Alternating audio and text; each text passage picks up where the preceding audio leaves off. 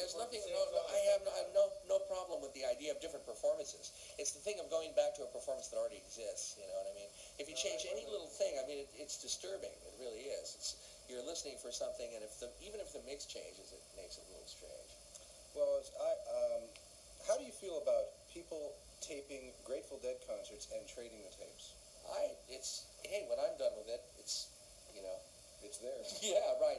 If somebody can find a use for music after it's been performed, fine with me. You know, I used to be a bluegrass music freak, and I spent a lot of time taping bands, and I loved being able to do it, and I loved having the tapes afterwards, and being able to trade them around is just, I mean, I think that's healthy stuff. That's okay with me, as long as the people who are doing the taping aren't obnoxious about it.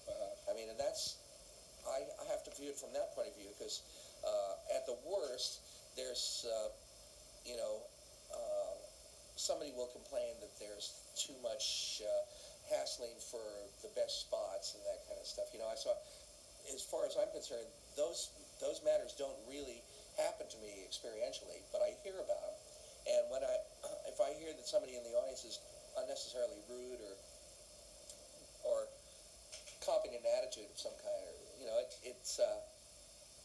I don't want to be authoritarian about it. I don't care, really, if everybody comes in packing high-tech gear, and you know what I mean.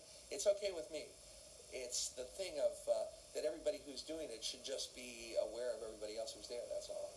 Something like that. And respect their space, if possible. Sure. Yeah. Well, now we're in the video era. Why should the line be drawn at audio?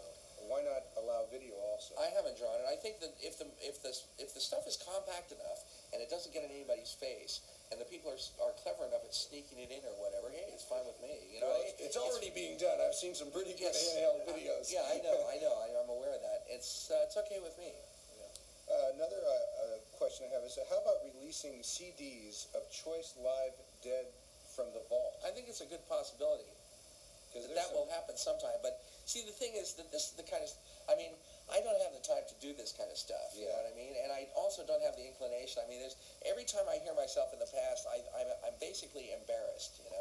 It's like, why did I do that? I have that kind of hang up going with my own performances, just like listening to your own voice on the tape recorder. Yeah.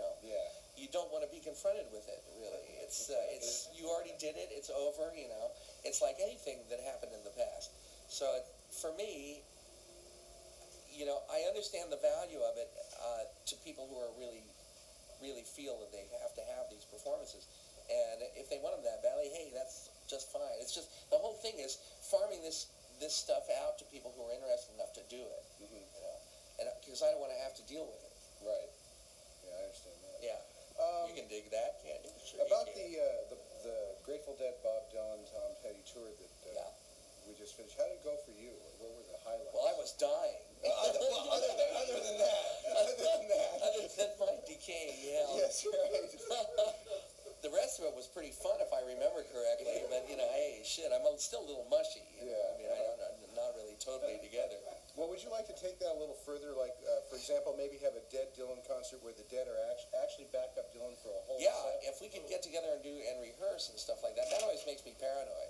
I mean, I found myself in the weird position of teaching Dylan his own songs. You know what I mean? Yeah, that was interesting. This is really strange. It was funny. He was great. He was so good about all this stuff, and Weir wanted to do Desolation Row with him. He's got 1 million words, and so Weir says, "Are you sure you'll remember all the words?" Dylan says, "I'll remember the important ones."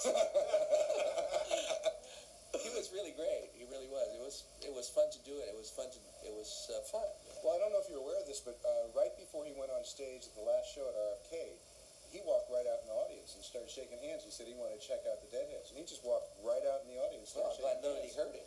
And he had a great time. But the other thing that I noticed is when Dylan and Petty came back here, their whole stage set had been redone to have amplifier cases stacked up like the Grateful Dead. The whole set was gone. They had people on stage. I swear to it.